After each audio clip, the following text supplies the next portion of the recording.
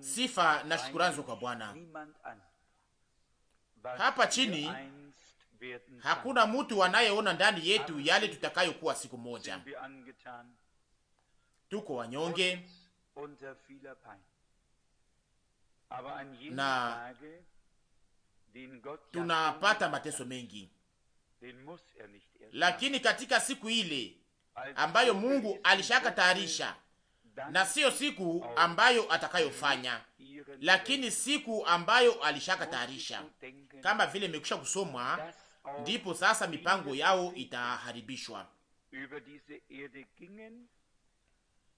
Nilikumbuka ya kwamba manabii wengi walitembea kwenye dunia hii na walikufa, waliuawa, lakini mpango wa Mungu unabaki ule ule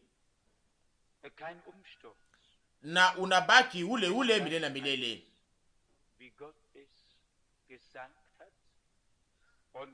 Huko hakutakuwa mabadiliko ya utawala, hakutakuwa mapinduzi, yote itabaki kama vile Mungu alivyosema. Na anasema kupitia nabii Isaya, mpango wangu utatimilika, Bwana anasema. Isaya 46 mstari wa 10. Anaharibisha maneno ya wale ambao wanaotafsiri malama na kufanya bure mipango ya watu wa siasa, lakini mpango wake na shauri lake inadumu milele na milele. Nasi tunaweza kuwa sehemu ya ule mpango mkubwa wa Mungu kama tunaweza tu kujua na kuzungumza kuhusu mpango ule, na hapo sasa inaweza kuwa ni bure kama hatuwezi kugeuka kuwa sehemu ya mpango ule. Nijaribu hata kuyasema ndani ya hii barua ya mzunguko, nijaribu kuweza kuyatamka. Ni vigumu kuweza kuyatamka, lakini kama vile manabii walivyokuwa sehemu ya mpango wa kiungu wa wokovu, neno liliwajia, walipokea uzima wa kiungu ndani mwao, walikuwa wachukua ahadi za kiungu. Ulimwengu ilikuwa haiwastahili, na ijapokuwa walikuwa wakichukua ndani mwao hiyo mbegu ya utajiri, na leo tungali na hiyo mbegu. Leo ni kusema mbegu ya neno la Mungu.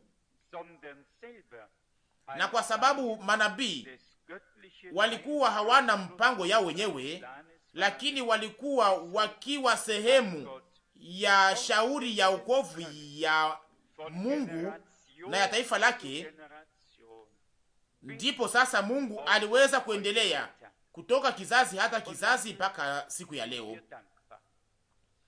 Nasi tunashukuru sana kwa ajili ya hiyo. Mungu hakufa, Mungu iko hai milele na milele. Amina.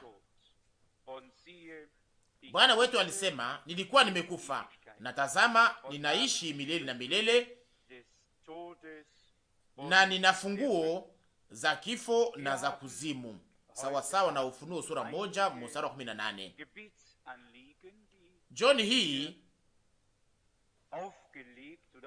tuna hesabu nyingi ya mahitaji ya maombi ambayo niliyopewa au tuliyotumiwa, na wengine pia waliweza kutuma mahitaji, na tutaweza kuzichukua tena zaidi ndani ya maombi yetu.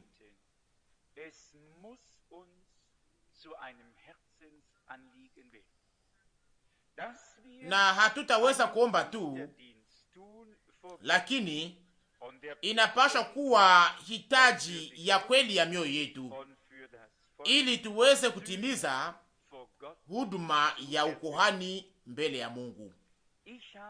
Na kohani alikuwa akienda ili aweze kupata msamaha mbele ya Mungu kwa ajili yake na kwa ajili ya taifa. nina habari nzuri za kuwaletea kuhusu wikendi iliyopita. Niweza kushangaa mimi mwenyewe ni kuona gisi Mungu alifungua milango kwa namna ya kimaajabu. Mnajua, nilikuwa huko London mwisho wa mwezi wa 6, na hiyo iliweza kunilemelea sana kwenye moyo. Niliweza kulia kwa sababu ya taifa, nikasema, Bwana, kama una taifa katika mji huu na kama unataka unitumikishe ili niweze kuwaita kutoka, basi fungua milango. Nilikuwa nikijua wa ndugu fulani, lakini sikutaka ili niende huko, kwa sababu sipendake nilete mabishano juu ya mambo madogo, ijapokuwa nafsi za damani ziko zinaangamia.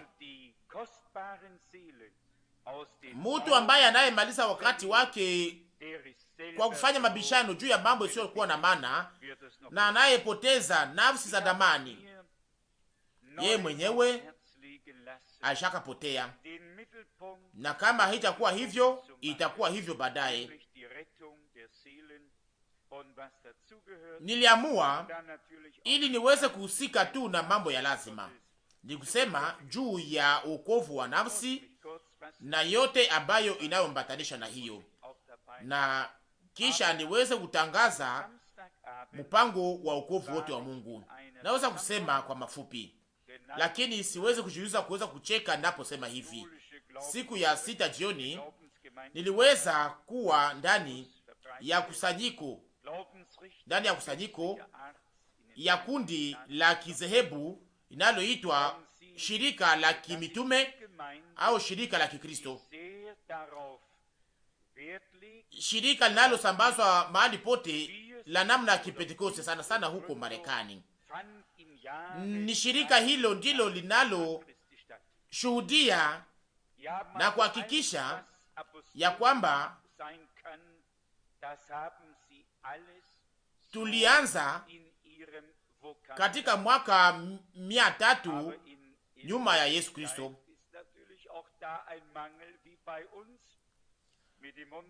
Wako na yote inayoweza kuwa ya kimitume, na hiyo iko katika maneno yao, lakini kweli kweli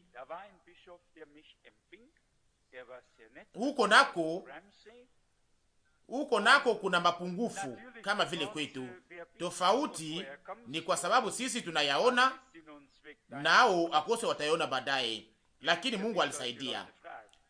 Kulikuwa askofu aliyenipokea, alikuwa mpole sana, Askofu Ramsey. Akaniambia, wewe ni nani? Unatokea wapi? Na lengo ya safari yako hapa ni nini?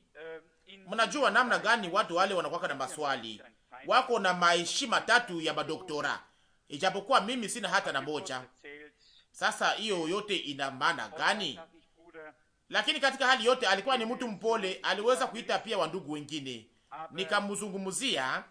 Nikamzungumzia kidogo, na kisha nikasema, ndugu, ninajua wainjilisti, lakini William Branham au ndugu Branham aligeuka kuwa baraka kubwa kwa ajili yangu. Na hapo alikuwa akikaa kwenye kiti yake kubwa, akakuwa kana mnacheza kwenye kiti, akasema, nini? Unasema nani? William Branham? Nikasema ndiyo, William Branham. Akasema, nilitayarisha makusanyiko kwa ajili yake huko Jamaika katika miaka mingi, makusanyiko moja baada ya makusanyiko mengine. Akasema, nina picha yake iliyo na nguzo ya moto hapa. Nikasema, kunafanyika nini? Ndiyo, mtu ambaye anayevaa shati iliyo na kolo inayogeuziwa kwa nyuma. Mnajua inamaanisha nini ile? Ndiyo, alikuwa na msalaba mkubwa hapa. Nikasema, akose kuna kitu fulani kinachofanyika hapa, lakini tuliweza kuwa na mazungumzo mazuri pamoja naye. Na hapo mtu yule akanisimamisha, akaniambia, huna hitaji ya kuniambia mambo mengi juu yake. Akasema, naweza kuambia kitu moja. Nilipata sehemu katika makusanyiko ya ndugu Branham na huduma ya ndugu Branamu ndiyo huduma iliyokuwa karibu sana ya huduma ya Yesu Kristo. Ilikuwa ni huduma iliyokuwa karibu sana ya huduma ya Yesu Kristo kuliko wale wote ambao waliokuwa hapa duniani katika wakati ule. Nikasema, hapa kunafanyika nini? Lakini Mungu alifungua mlango. Nikasema, ndugu, mimi siko hapa ili niweze kutambua ya kwamba sisi wawili tunajua yule mtu mmoja, lakini kazi yangu ni ya kuweza kutangaza yale ambayo niweza kupokea kutoka kwa Bwana. Na hapo sasa tuliweza kuwa na makusanyiko ya kiungu baadaye, na niweza kualikwa niweze kwenda tena huko. Nilipasha kurudia tena siku ya kwanza ya juma asubuhi, lakini haikuwezekana. Siku ya kwanza ya juma asubuhi nilikuwa ndani ya kusanyiko la utatu la namna ya Kipentekosti, lakini walikuwa wakiimba moja baada ya mwingine ya kwamba utukufu kwa Baba, utukufu kwa Mwana, utukufu kwa Mwana, kwa Roho Mtakatifu, utukufu kwa Roho Mtakatifu. Ilikuwa ni ya kushangaza sana. Mnajua kwamba sisi sote tunaamini 100% kwa moyo wetu wote ya kwamba Mungu ni Baba yetu, ya kwamba Yesu Kristo ni mwana wa Mungu, na kwamba Roho Mtakatifu ni Roho wa Mungu. Tunayamini 100%. Tunayamini kwa moyo wetu wote na nafsi yetu yote. Lakini mnajua yale ambayo watu hawajaweza kujua na kufahamu, wanaweza kuzungumuza kuhusu mfalme, kuhusu kohani, kuhusu nabii, kuhusu Baba, kuhusu Mwana, kuhusu Roho Mtakatifu, kuhusu Mwokozi, kuhusu mkombozi na ingine yote. Na hiyo wanasema kwa mmoja mmoja. Sijawahi kusikia mtu akizungumuza kuhusu Mungu kwa wingi. Nishaka kusikia wote wakizungumuza Baba, Bwana ninakushukuru, au Baba wa mbinguni, jina lako lisifiwe, au mambo mengine. Hakuna mtu hapa duniani ambaye alishaka tuma ombi mbinguni akituma kwa wingi. Nikusema akisema Mungu kwa wingi, Mungu mingi. Hasa kwa sababu gani? Hapana, mnajua kwamba Roho wa Mungu anaanza ndani ya moyo wa watu yale ambayo hawezi hata kufahamu kwa akili yao. Mtu anayetuma ombi kwa Mungu kwa wingi, yule mtu hakwake hapa duniani. Wote wanamuita wakisema kwa Mungu moja. Ni ajabu sana kuona jinsi Mungu anaongoza kabambo. Na sasa nina uvumilivu. Mungu alinipatia uvumilivu nyingi, na ninaacha yote ipite kama vile katika wakati wa kanisa la Kikatolika.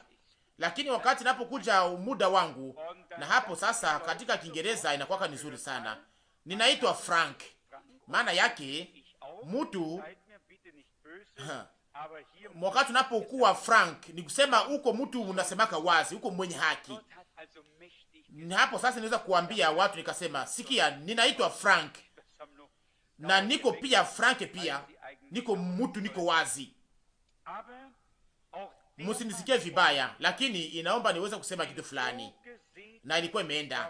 Mungu aliweza kubariki sana. Nilitaka kuweza kukosa ndege yangu. Makusanyiko iliweza kukabata muda mrefu kuliko jinsi ilikuwa imepangwa, lakini kwa ni vizuri. Lakini watu waweza kubarikiwa sana.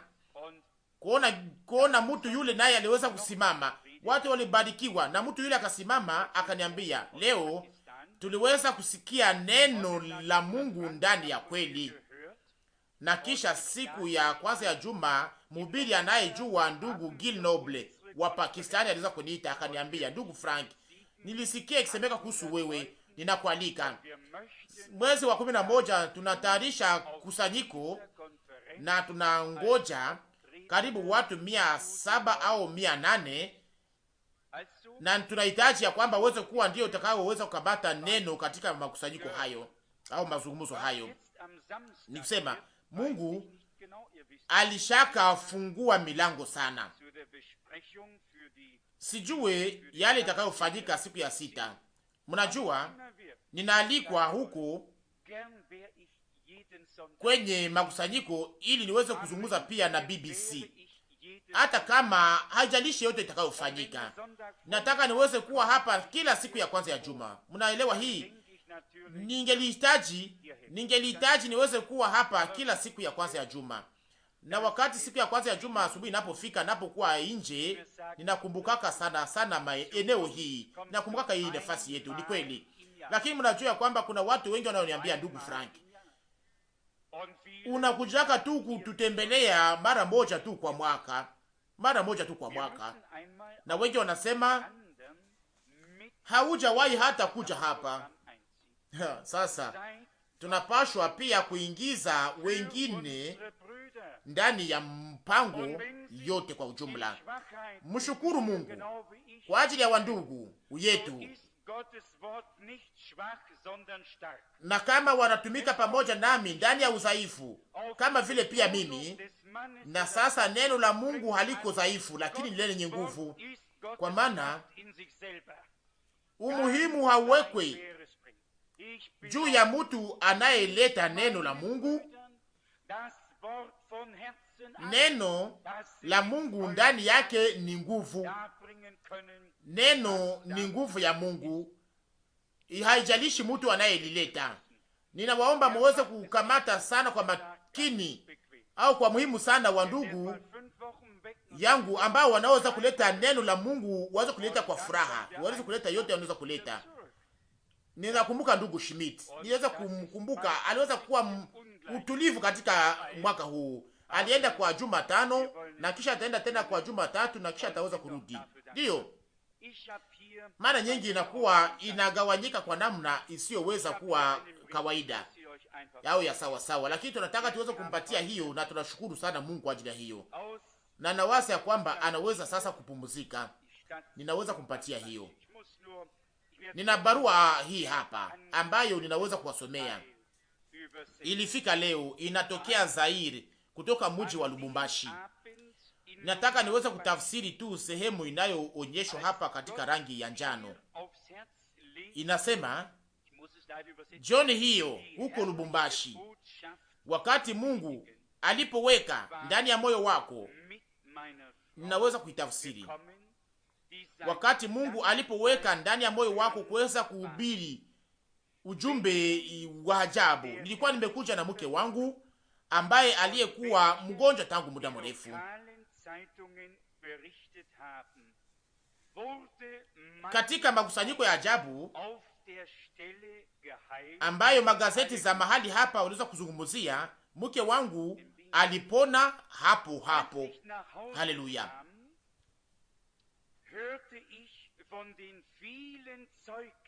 Wakati niliporudi nyumbani kwangu, nilisikia ushuhuda nyingi za wale ambao waliopata sehemu katika makusanyiko hayo ya ajabu.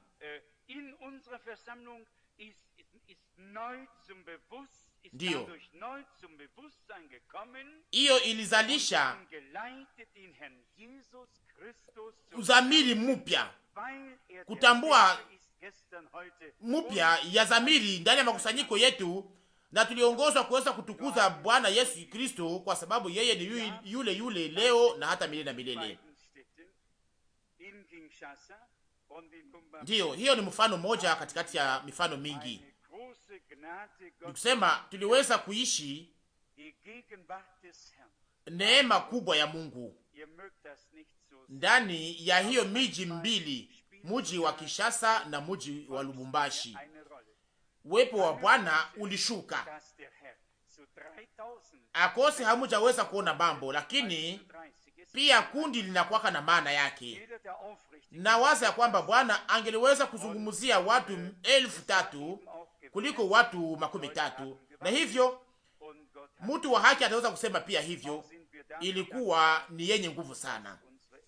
Watu walingoja na Mungu alibariki, nasi tunashukuru sana kuona gisi kitabu chetu cha Kiingereza, kitabu chetu cha kwanza cha Kiingereza kiliweza kupokelewa pia vizuri. Na ndugu mmoja wa Singapore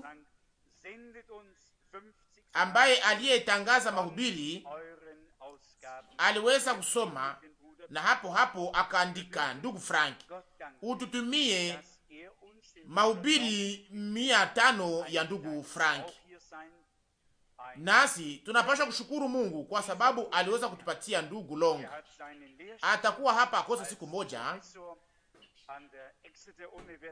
ndugu ambaye aliyewaajabu sana katika Bwana. Aliacha kazi yake ya profesa kwenye university ya Dexter ni miaka 2 mbele kama kuliko jinsi ilikuwa imepangwa, na ninakaa pale nakaambia Mungu, sasa kwa sababu gani niacha kazi yangu? Na hapo hapo alipokea simu ikimwambia, sikia, hawezi kukosoa au kuweza kuangalia maandishi ya mahubiri ya ndugu Branham na kuweza kuikosoa mahali kunapokuwa kumeandikwa vibaya. Hawezi kutazama na kuangalia maandishi ya mahubiri ya ndugu Branham na kuweza kuyaona, kuyakosoa gisi waliandika vibaya. Akasema ndiyo, niliweza kuita Mungu ili aweze kunionya, na tazama sasa naanza kuanza leo. Nasi tunashukuru sana kwa sababu Mungu anaongoza mambo kwa namna ya kimaajabu. Lakini weekend hii itaweza kuwa na mambo mengi. Siku ya kwanza ya juma nyuma mchana kati tutaweza kwenda huko mashariki kupita Ibron, Osburn, na tutaweza kupita huko Uswisi, Autriche, na tuweza kutembelea watu fulani, na kisha siku ya 5 tutaweza kuna makusanyiko huko Vienne. Ninaamua kuweza kutangaza tangazo, itaweza kuwa na shida sana kwangu, lakini watu wanapaswa kuelewa ya kwamba tuko hapa nasi makusanyiko itaweza kufanyika huko na yote itaweza kutengenezwa, nami ninakubashwa na hiyo. Lakini muwazie makusanyiko hayo katika maombi yenu, na tunakubalishwa ya kwamba Mungu atatubariki pia hapa. Nitajaribu kuweza kuwa hapa siku ya kwanza ya juma asubuhi, lakini sijui kama nitaweza kuyafikia. Katika hali hiyo, neno moja tu linanijia sana kwenye roho, neno lilo katika Isaya 37, Isaya 37, na ninawaza ya kwamba tunapashwa kuomba, tutafute uso wa Mungu, kwa sababu hii ndiyo wakati wa mavuno. Wakati mavuno imeivya, lakini watendakazi ni wachache, na watu wengi wako wanatumika katika ufalme zao wenyewe, na ijapokuwa haingepashwa kuwa hivyo. Isaya 37 mstari wa 16 akose pia kwanza kwa mstari wa 15. Isaya 37 mstari wa 15. Hezekia akaomba Bwana akisema, Bwana wa majeshi, Mungu wa Israeli, anayekaa katikati ya makerubi, wewe ndiwe Mungu, wewe peke yako, wafalme zote za dunia. Wewe ndiwe uliyeumba mbingu na dunia. Kutoka 17. Tega sikio lako e Bwana, usikie. Fungua macho yako Bwana, uone. Na sasa mstari wa 20. Basi sasa Bwana Mungu wetu, utuokoe na mkono wako, mkono wake, falme zote za dunia zipate kujua ya kama wewe ndiye Bwana, wewe peke yako. Amina. Tungeliweza kusoma pia ya kwamba pia miungu yote nayo ni kazi ya wanadamu, ya ambayo moto italamba. Inasemeka hapa ya kwamba hawakukuwa miungu, haikuwa kazi ya Mungu, lakini ilikuwa ni kazi ya mikono ya watu, ya miti, ya mawe, na ndiyo maana hangeliweza kuyabomoa au hawangeliweza kuyabomoa. Lakini tunaamini Mungu aliye hai, aliyeumba mbingu na dunia, yeye ambaye neno lake linasimama imara mbinguni na duniani. Ni yeye ndiye tunatuma maombi yetu kwake, ili aweze kuamuru shetani, aweze kumutuma, aweze kututumia pumziko, na aweze kutupatia ushindi kwa ajili ya taifa lake kwa neema yake. Hatupigane kwa sababu ya habari yetu sisi wenyewe, lakini tuliwekwa na Mungu katikati ya vita ya kiroho. Kama tungeliweza kufuata kundi kubwa, kama tungefuata kundi kubwa, na kama hatungeliweza kuwa muba katika mguu wa shetani, tungeliweza kuwa tuko na salama sisi sote, na tungeliweza kuendelea na kuweza kucheza pamoja naye, na kose hatungeliweza kuwa na shida ndani ya maisha. Lakini kwa sababu Bwana aliweka kitu fulani ndani yetu na akatutosha kwa ajili ya milele yote ndani ya nguvu zake, ni kusema kutosha ndani ya nguvu za adui, hapo sasa kasirani yake inapaswa kuwa kubwa. Kasirani yake si kwa wale ambao alio nao sasa, lakini kasirani yake kwa wale ambao waliomponyoka milele. Hata kama kasirani ya shetani inaweza kuwa hatari, nilisema sijui kama ni ndugu Rusi, sijui kama ni ndugu Rusi aliyesema au mtu mwingine. Nilisema katika siku hizi nilikuwa na hitaji ya kuweza kuomba kama vile ndugu Branamu katika majaribu wakati majaribu ilikuwa ikimfuatililia. Baba yake alikufa, msichana wake alikufa, mke wake alikufa, na ndugu mmoja akakufa, na wandugu wakakufa, yote kafuatana baada ya nyingine. Na ndugu Branamu akasema, shetani alisimama karibu yangu. Mnajua nyote mahubiri hayo, mshaka kuisoma. Na shetani akakuja akamwambia, wewe unasemaka kwamba Mungu ni mzuri, unasemaka kwamba yeye anasikia maombi ya kwamba anaponya wagonjwa. Sasa hii yote inakufikia ni nini? Hii ni kweli au hapana? Kwa namna ya nje na kwa namna ya kuelewa angeweza kujibu na kusema ndiyo, lakini katika moyo wake alikuwa akijua ya kwamba Mungu anafanyaka mambo yote kwa namna njema, na angeweza kusema Bwana alinipa na Bwana alichukua. Haina maana kuweza kupingana na Mungu wakati shetani anapotuchezea mbele, hiyo haina maana. Lakini tunapaswa kushukuru Mungu ili aweze kutupatia nguvu za kupingana na kushinda na kusimama imara katika majaribu, ili tuweze kusonga mbele pamoja na Mungu wetu. Watu wote wanaweza kuanza na kupingana, lakini mvumilie katika imani na kusema, Bwana, ninajua ni nani ambaye naye mwamini, na najua ni nani aliyezungumza na nani ambaye atakayetimiza mpango wake. Kama tunasimama mbele ya Mungu tukiwa na nia kama hiyo na ujasiri kama huo, na kama tunaweza kumtumainia kama ndani ya imani ya utoto, na hapo sasa tunaweza kupokea yale yatupatia, hata tupatisha haya, lakini atajitukuza na tutatukuza jina lake. Mstari 15, Isaya 13:7.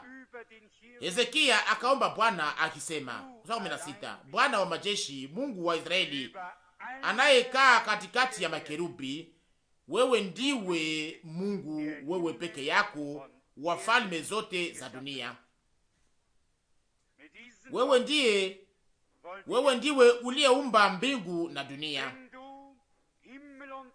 Pamoja na maneno haya, alitaka atamke ya kwamba kama uliumba mbingu na dunia kwa neno lako lenye uwezo, sasa hakuna kitu kinachoweza kushindana kwako.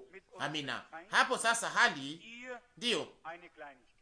iliyo yangu sasa, hali ambayo inayotupinganisha na adui zetu, hali kama hiyo inakuwa ni kitu kidogo kwa ajili yako. Mstari 16, Isaya 13:7, Bwana wa majeshi, Mungu wa Israeli, anayekaa katikati ya makerubi, wewe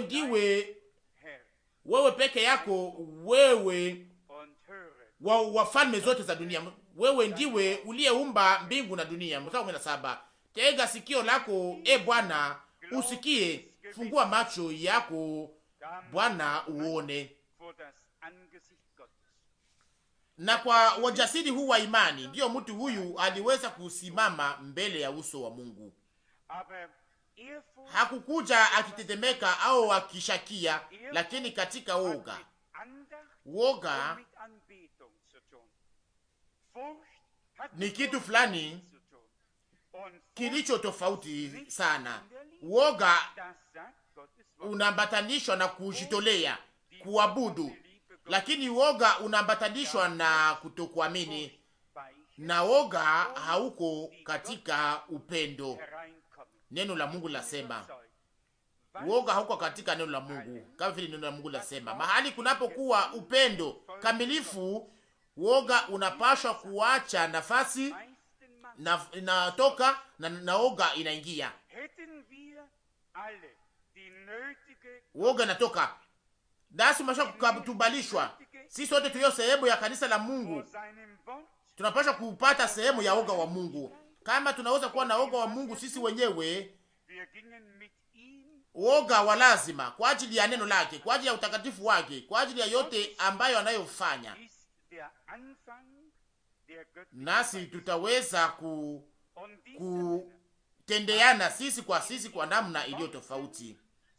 Woga wa Mungu ndiyo chanzo ya hekima ya Mungu, na watu wale waliweza kutamka katika maneno yao yale iliyokuwa katika mioyo yao. Waliweza kutukuza Mungu aliyeumba mbingu na dunia katika woga, heshima, shukurani na uaminifu ambayo walioweza kuona waliposema, Bwana, wewe Mungu wa majeshi, Mungu wa Israeli, unayekaa juu katikati ya makerubi, wewe peke yako ndiwe Mungu unayetawala falme zote za dunia, na wewe ndiwe uliyeumba mbingu na dunia. Hivyo sasa Bwana Mungu alikuwa akijua yale iliyokuwa katika moyo wake, na alikuwa akijua ya kwamba mtu yule alikuwa akimtumainia, alikuwa na uaminifu kwa Mungu usio na mwisho, na alikuwa akijua kwamba ninaweza kuokoa, ninaweza kusaidia, na ninaweza kufanya yote ninayoweza. Nasi tunataka sisi sote tuweze kutumainia Mungu kwa namna mpya, tutumainie Mungu wetu. Kama tunajitazama sisi wenyewe na tunatazama majira, hatutaweza kusonga mbele, lakini kama tunatazama Bwana, tunaweza kumtumainia na kuweza kuwa wa kumshukuru, kwa sababu angali anaita watu leo. Wapendwa, kitu kizuri sana ni wakati watu wanapokuwa wanaongozwa kwa Bwana, wakati wanapokuwa wameingizwa ndani ya kweli. Ndiyo, hiyo ndiyo kitu kilicho kizuri sana kinachoweza kuwa hapa duniani. Nilikumbuka wa vijana fulani katika siku hizi, ndiyo, wa vijana fulani ambao waliweza kufanya ajali ya gari siku ya kwanza ya juma. Nikajiambia, ona gisi ingekuwa vema kama wote wangeweza kutumikia Bwana. Na wazo moja liweza kunigusa, ikanijia, kila mtu anaweza kufanya nini kwa ajili ya kutumikia Bwana? Kila mtu hawezi kuhubiri, kila mtu hawezi kufanya hiki na hiki, lakini kila mtu anaweza kuwa na kazi fulani ndani ya ufalme wa Mungu. Basi Mungu aweze kusaidia kweli, aje atende mabadiliko, mageuzi, aweze kutuhurumia sisi sote, na yeye kama vile mshindi, ndiyo, na aweze kuwa mshindi, atokee mshindi ndani ya mambo, na kutoka laana kuweze kutokea baraka, na taifa la Mungu kusonga mbele katika imani kwa ushindi. Na hapo sasa tutapewa sawasawa na imani yetu inayokuwa imara. Wakati niweza kutembelea kwenye hospitali, kuna mtu mmoja aliniambia, ulikuwa huko kweli? Naambia waziwazi, kwa ajili yangu wale wote ambao walishaka kuwa katika chumba hiyo wako kama vile walivyokuwa, na inashika sana kwenye moyo. Watu wote walishaka kuwa katika chumba hii siku zote, na wakumbuka katika moyo wangu, na sitaweza kuleta hata hukumu moja juu yao kutoka katika kinywa changu, lakini nitaweza kushukuru Mungu atupatie neema kwa nyumba yangu, kwa watoto yangu, kwa walio wa karibu, wale wa karibu yangu, walio mbali na mimi, wa ndugu zangu na wadada zangu wote. Kama tunaweza kuwaza hiyo sisi sote, na kama hatuwezi kuyawaza katika ukweli, hapo sasa tunapaswa kujichunguza mbele ya Mungu. Ndugu Branham anasema kama unakuwa na kitu fulani ambacho hausikilizani na mwingine, kama kuna mabishano, na kama hauwezi tena kupenda mtu yule kama vile mbele, ni kusema jipime wewe mwenyewe, ili uweze kuona kama mazoezi yako pamoja na Mungu ni ya haki. Na Bwana wetu alisema kama mnapenda wanaowapenda, kama mnasalimia wanaowasalimia, mnaweza kuwa mlifanya nini zaidi? Mbona Wafarisayo nao wanafanyaka hivyo? Ndiyo, kila mtu anaweza kufanya hivyo. Mtu kupenda mtu anayempenda ni kitu kizuri, hiyo hailombaki hata bidii, hiyo inatembeaka vizuri sana kwa ajili ya watu wote. Lakini mahali kunapokuwa tofauti, tunaweza kuonyesha ya kwamba tunachukua upendo wa Mungu katika mioyo yetu. Upendo wa Mungu unavumilia yote, unachukua yote, unavumilia yote, ni vumilivu, haikasirike, haijionyeshe kwa namna mbaya, inavumilia na inachukua yote, kuvumilia yote. Huo ndio upendo wa kweli wa Mungu. Na nawaambia John, hii siku moja itakuja ambamo wivu wote, tamaa yote, kasirani yote, magomvi yote, wao wadui wote, yote ya mambo haya yote ya tabia hii itakuwa na mwisho wake. Na hapo sasa upendo wa Mungu unadumu milele na milele. Na mtu ambaye aliye na upendo wa Mungu, aliyeupokea kweli kweli katika moyo wake, anaweza tu kuishi pamoja na upendo huu wa Mungu. Na upendo ule unaenda mbali na upendo wa kirafiki ambao ulio upendo wa kupenda adui. Inaandikwa, aliomba kwa ajili ya wale waliokuwa wamemuumiza, aliombea wale waliokuwa kimutesa, akasema Baba, samehe watu hao kwa sababu wale hawajui yale wanayofanya, Luka 23:34. Mnajua yale ambayo watu wanaweza kufanya kama waweze kuwa wanatawaliwa na nguvu zingine, wanaweza kuwazia tena, lakini haitawezekana. Na ndio maana hatuna chuki kwa ajili ya mtu fulani, lakini na hatutaweza kujinyenyekeza chini ya roho zinazowatawala.